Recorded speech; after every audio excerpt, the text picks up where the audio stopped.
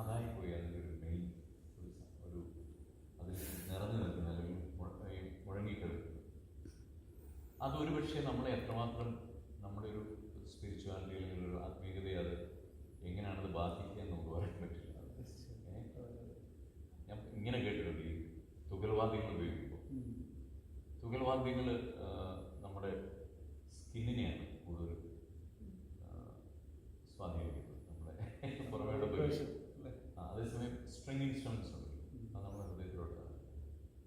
ഇപ്പം സംഭവിച്ചത് ഈ ഡ്രമ്മ കാര്യങ്ങൾ ഇതിൻ്റെ ഒരു അതിപ്രസരം തീർച്ചയായിട്ടും നമ്മുടെ ഈ വർഷിപ്പിനെ ബാധിച്ചിട്ടുണ്ട് എന്നുള്ള യാതൊരു സംശയം. ഒരു പക്ഷേ ഒരു പുതിയ ജനറേഷനെ സ്വാധീനിക്കാനാണ്, അല്ലെങ്കിൽ അവരെ ഇതിനകത്ത് നിലനിർത്താനാണ് ഇതൊക്കെ ചെയ്യുന്നതെങ്കിലും അതൊരു വലിയ അപകടം. കാരണം നമ്മൾ അതിനെ കൂടുതൽ ശ്രദ്ധ അതിനകത്തായി പോകും. നമുക്ക് പാട്ടുകൾ എന്താണെന്ന് പോലും കേൾക്കാൻ മേലാത്ത നിലയിലേക്കൊക്കെ ഈ വർഷിപ്പ് മാറിപ്പോകും. മ്യൂസിക് ഇൻസ്ട്രുമെൻ്റ് ഉപയോഗിക്കാം, അത് വളരെ നമ്മുടെ വർഷിപ്പിനെ ഒന്ന് സപ്പോർട്ട് ചെയ്യുന്ന, അല്ലെങ്കിൽ വർഷിപ്പിനെ ഒന്ന് കുറച്ചുകൂടി നമ്മുടെ ആത്മീയതയിൽ നിന്ന് ഉയർത്തുന്ന നിലവാരത്തിലേക്ക് അത് വന്നാൽ, അതുകൊണ്ടാണല്ലോ പിയാനോ ഉപയോഗിക്കുന്നത്. പിയാനോ അല്ലെങ്കിൽ ഒരു ഗിറ്റാർ ഇതൊക്കെ ഉപയോഗിക്കുമ്പോൾ അത് കുറച്ചുകൂടി നമ്മുടെ ഹൃദയത്തെ സ്പർശിക്കുകയും അത് അല്പം കൂടി നല്ലൊരു ആരാധന കഴിക്കാനായിട്ട് നമ്മളെ സഹായിക്കുകയും ചെയ്യും. അതിന് പകരം ഒരു വലിയ ബഹളവും കാര്യങ്ങളൊക്കെ വരുമ്പോഴത്തേക്ക് നമുക്ക് അൾട്ടിമേറ്റ്ലി നമുക്കൊന്നും കിട്ടുന്നില്ല. അതാണ് സത്യം. ഒരു പക്ഷേ എനിക്കറിയില്ല പുതിയ തലമുറയ്ക്ക് അത് സ്വീകാര്യമാണോ ഞാൻ പറയുന്നത്, ഒരു പക്ഷേ അറിയില്ല. അമേരിക്കൻ കോണ്ടെക്സ്റ്റിൽ അങ്ങനെയാണ്, വളരെ അതൊരു ആരാധനയുടെ ഭാഗമാകണം എന്നുള്ളതാണ്. ഒരു നമുക്കൊരു ചെറിയ അപകടവും പറ്റിയിട്ടുണ്ടെന്ന് പറഞ്ഞാൽ, നമ്മൾ ഈ ചില ട്രഡീഷണൽ ചർച്ചകളും സംഗീതത്തിന് യാതൊരു പ്രാധാന്യം കൊടുക്കാതെ ഇതാണ്ട് വലിയ കുഴപ്പം പിടിച്ച സംഭവമാണെന്ന് പറഞ്ഞ് മാറ്റി നിർത്തുകയും ചെയ്തു. അപ്പം പിള്ളേർ നോക്കും, അല്ലെങ്കിൽ ഈ നമ്മുടെ ഒരു ജനറേഷൻ നോക്കുമ്പോഴത്തേക്കും ഇവിടെ പാട്ടുമില്ല, ഒന്നുമില്ല. അന്ന് തൊട്ടേ ഇതൊരു മിനിമം ലെവലിൽ, അല്ലെങ്കിൽ നമുക്ക് അതിനൊരു കൺട്രോൾഡായിട്ട് പോയിരുന്നെങ്കിൽ കുറച്ചുകൂടി ഇവരുടെ ഒരു ജീവിത ശൈലി ഈസി ലിസണിങ് സോങ്ങിനോട് വലിയ താല്പര്യമില്ല. കാരണം അവരെല്ലാം അതാണ് ഒരു കാരണം. പിന്നെ സംഗീതത്തിൽ നമുക്ക് ബൈബിളിലേക്ക് വരാം. പ്രത്യേകിച്ച് വിനയിച്ചാക്കോ ഓഡിയോ ബൈബിൾ, അതിൻ്റെ എല്ലാ പ്രവർത്തനങ്ങൾക്കും ആദ്യമേ എൻ്റെ ആശംസകൾ അറിയിക്കട്ടെ. അതേവർക്ക് ഉപകാരപ്രദമായി തീരും. എന്നെ സംബന്ധിച്ചതൊരു ഭാഗ്യമാണ്. കാരണം അത് ഹ്യൂസ്റ്റണിൽ ലോഞ്ച് ചെയ്യുവാനായിട്ട് സാറ് എന്നെ സെലക്ട് ചെയ്തത് എനിക്കും വളരെ സന്തോഷമുണ്ട്. അങ്ങനെ ഒരു വെഞ്ചൂർ, അല്ലെങ്കിൽ അങ്ങനെ ഒരു ബൈബിള് പുറത്ത് കൊണ്ടുവരാനുള്ള ഒരു പ്രചോദനം, അതെങ്ങനെ? പ്രചോദനം ഈ ഒന്ന് ഒരു ശബ്ദം, ദൈവം എനിക്കൊരു നല്ല ശബ്ദം തന്നു എന്നുള്ളൊരു ബോധ്യം ഉള്ളതുകൊണ്ട് എനിക്ക് ആ ശബ്ദം കൊണ്ട് എനിക്ക് എന്ത് ചെയ്യാൻ പറ്റുമെന്ന്, എന്തൊക്കെ ചെയ്യാൻ പറ്റും എന്ന് ഞാൻ ചിന്തിച്ചിട്ടുണ്ട്. ഇതുപോലെ പല കാര്യങ്ങൾക്ക് ഞാൻ വോയിസ് ഓവർ ചെയ്തിട്ടുണ്ട്.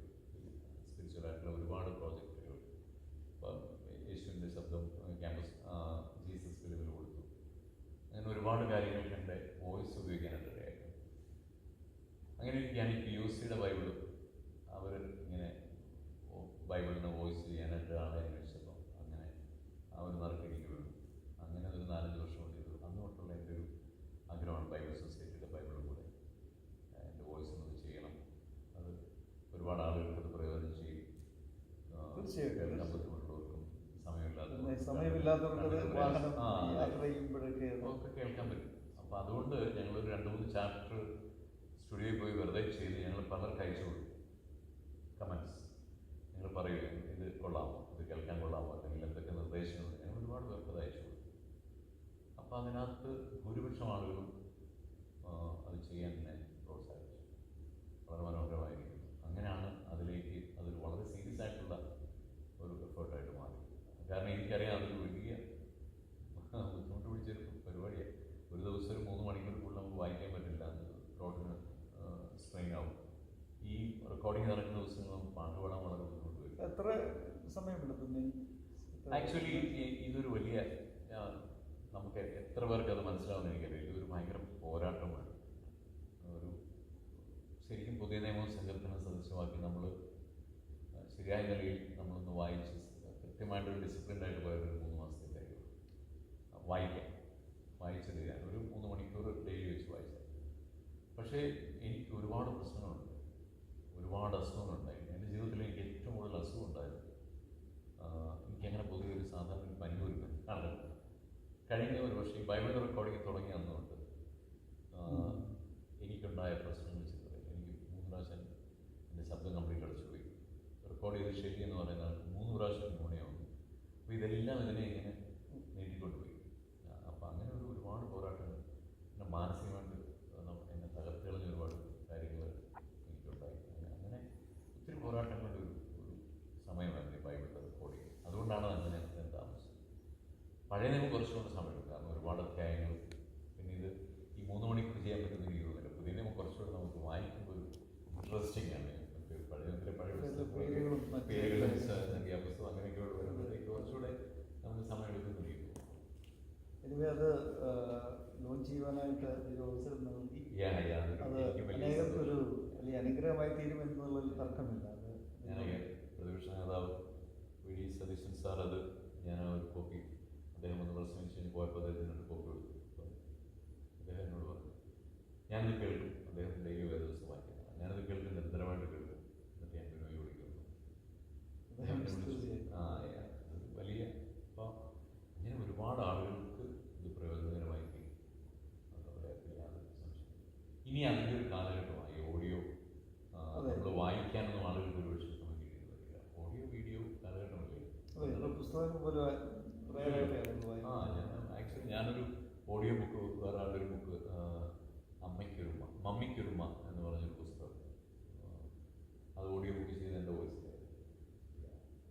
അവസാനമായിട്ട് ഇതൊരു റിക്വസ്റ്റാണ്. എൻ്റെ പിതാവ് ഒരു സുവിശേഷകനായിരുന്നു. അദ്ദേഹത്തിന് ഇപ്പോൾ മിക്ക സ്വസ്ഥതയിൽ പ്രവേശിച്ചു. എൻ്റെ പിതാവ് എപ്പോഴും പാടുന്നൊരു പാട്ടുണ്ട്, പരപരമേശ പരമേശ, പഴയ ഒരു പാട്ടാണ്. അതൊരു റിക്വസ്റ്റാണ്. സാറ് എൻ്റെ ലിറിക്സ് ഓർക്കുന്നുണ്ട്. ഇപ്പോൾ ഞാൻ സർപ്രൈസായിട്ട് ചോദിക്കുകയാണ്.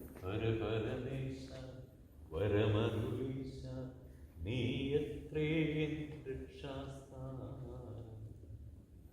പരപരമേശ വരമരുളീശ, നീ എത്രേ രക്ഷാസ്ഥാനം.